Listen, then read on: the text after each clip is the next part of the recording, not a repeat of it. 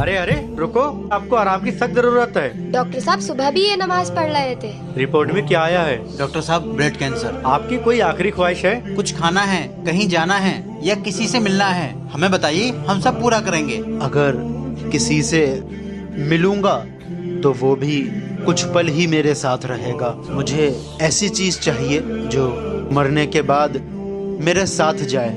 ऐसा तो कुछ भी नहीं है।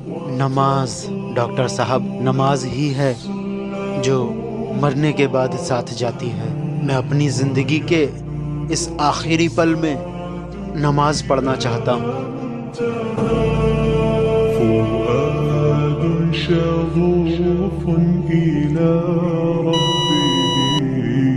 डॉक्टर साहब, ये इंसान नहीं, अल्लाह का फरिश्ता है जो मरते मरते हमें नमाज की अहमियत सिखा गया।